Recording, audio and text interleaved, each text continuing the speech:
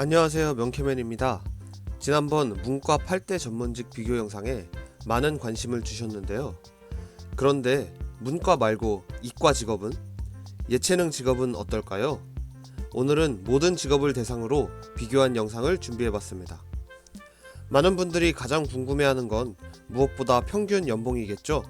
평균 소득을 기준으로 알아봅시다. 평균 소득이 가장 높은 직업군은 보건의료직이었습니다. 평균 연봉 6,993만원으로 7천만원에 가까운 수준인데요. 중위소득 또한 5천만원으로 정말 돈을 많이 벌고 있었습니다. 2등은 경영사무금융보험직입니다. 평균 연봉 5,298만원으로 1등이었던 보건의료직 대비 약 1,700만원 정도 적습니다. 중위소득은 4,688만원으로 평균 연봉의 88% 수준, 같은 직업군 내 연봉 격차가 보건의료직보다는 덜하다는 것을 확인할 수 있었습니다. 3등은 연구직 및 공학기술직입니다. 평균 연봉은 4,850만원, 중위소득은 4,500만원이네요. 1등과 3등 직업군이 이과였고 2등 직업군은 문과였는데요. 그렇다면 예체능은 어땠을까요? 예체능에 해당하는 예술, 디자인, 방송, 스포츠직 직업의 평균 연봉은 3,884만원이고 중위소득은 3,500만원이었고 10개 직업 분류 중에서 8위를 차지하며 소득이 그리 높지 않은 직종임을 알 수 있었습니다. 그럼 이제 직업군이 아니라 개별 직업으로 세분화해서 평균 소득 높은 직업을 알아보겠습니다. 평균 연봉이 높은 직원 상위 20개 직업인데요.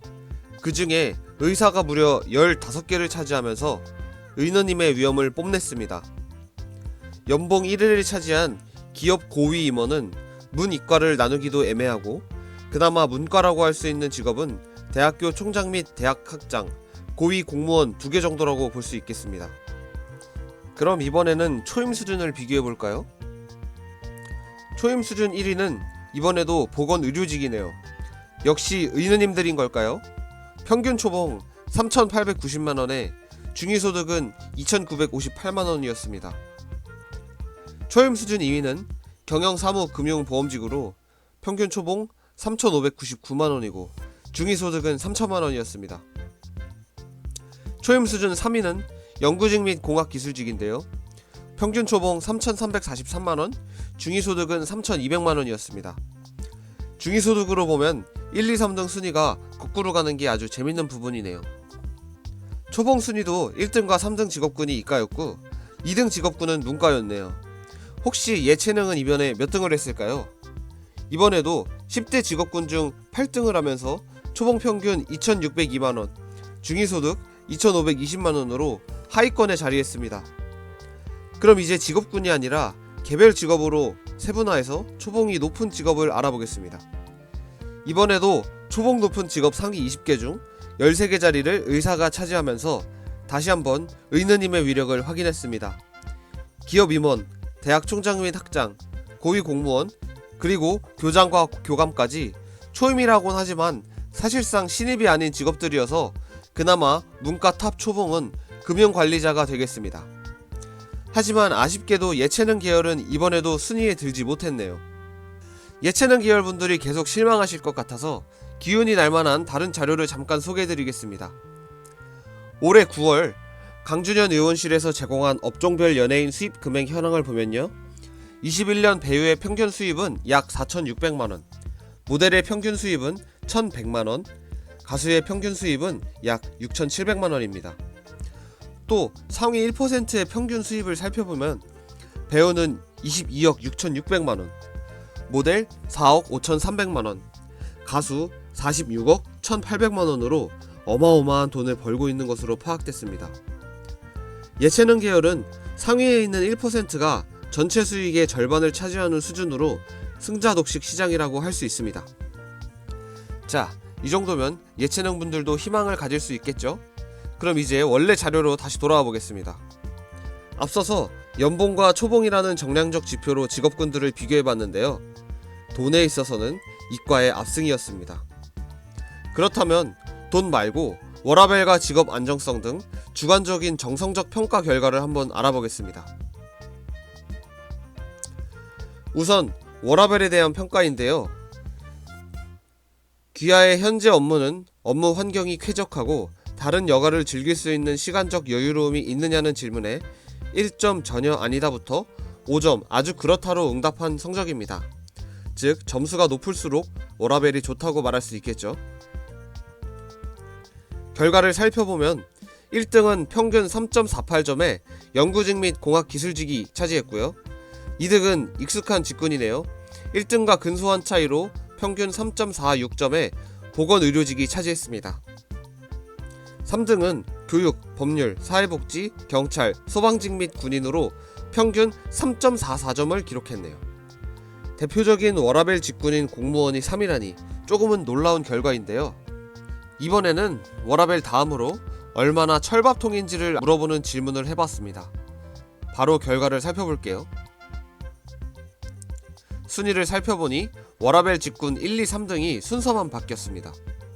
1위는 보건의료직으로 3.96점을 획득했고 이 정도 수준이면 평균적으로 우리는 철밥통이 맞다라고 응답한 셈입니다. 의사는 자기 한 몸만 건강하다면 정년이 없는 직업 중에 하나죠. 평균 수명이 급격하게 늘어나면서 퇴직 후 밥벌이에 대해서 걱정하는 사람들이 늘고 있는데 의사는 자신이 원할 때 퇴직할 수 있기 때문에 노인 빈곤의 걱정이 없어서 1위를 차지한 것 같습니다. 2위는 연구직 및 공학기술직입니다. 연구자의 경우 학력이 높기 때문에 사회에 나오는 나이가 늦어서 그런가요? 우수연구원 정년 연장 제도라는 것이 따로 있는데요. 용어 그대로 우수연구원에 선정되면 정규직으로 정년이 연장되는 제도로 65세까지 연장된다고 합니다. 모든 기관에서 도입한 제도는 아니고 20개 정부 출연 연구기관에서 도입한 상태라고 합니다. 3위는 교육, 법률, 사회복지, 경찰, 소방직 및 군인, 즉 공무원들이었습니다. 잡코리아의 조사에 따르면 사기업에 다니는 직장인의 경우 체감 정년이 53세에 가깝다고 하는데요. 공무원은 법정 정년 60세를 꽉 채우고 나오게 되니까 6에서 7년 정도 더 일할 수 있으니 점수가 더 높게 나온 것 같습니다. 마지막으로 알아볼 문항은 이번 조사 내용 중에서도 응답자들의 속내를 가장 적나라하게 들여다볼 수 있는 문항이라고 생각하는데요. 질문자들에게 자녀에게 자신과 동일한 직업을 권유할 것인지 물어보았습니다. 자, 그럼 바로 결과를 확인해 볼까요? 네, 이 정도가 되면 놀랍지도 않습니다. 앞서서 살펴본 순위와 거의 변동이 없는데요. 이번에도 1위는 보건의료직, 2위가 연구직 및 공학기술직, 3위가 교육, 법률, 사회복지, 경찰, 소방직 및 군인입니다. 앞에서 살펴본 연봉 평균, 초봉 수준, 워라밸, 근속 연수, 자녀에게 추천 여부까지 모든 순위에서 보건의료직이 압도적인 우위를 보이면서 문과, 이과, 예체능 대결에서 이과가 압승을 거두게 되었습니다. 이미 학부모와 학생들은 다 알고 있었던 걸까요? 의대 쏠림이 심해지면서 명문대인 서울대조차 중도 포기자가 늘고 있습니다. 서울대에선 최근 4년간 매년 10% 정도가 학교를 자퇴했는데 2019년 193명에서 2022년 328명으로 무려 67%나 증가했습니다. 자퇴한 학생의 학과를 살펴보면 공대는 328명, 농업 생명과학대는 277명인데 의과대학이나 치의학과는 단 한 명도 자퇴하지 않았습니다. 아무래도 자퇴한 학생들이 N수를 해서 의대에 진학했다고 보는 게 맞겠죠. 이런 열풍에 힘입어서 이공계 상위권 학생들이 지원하는 의대반 기숙학원이 따로 있는 데다가 접수가 6분 만에 마감될 정도로 인기가 엄청나다고 합니다.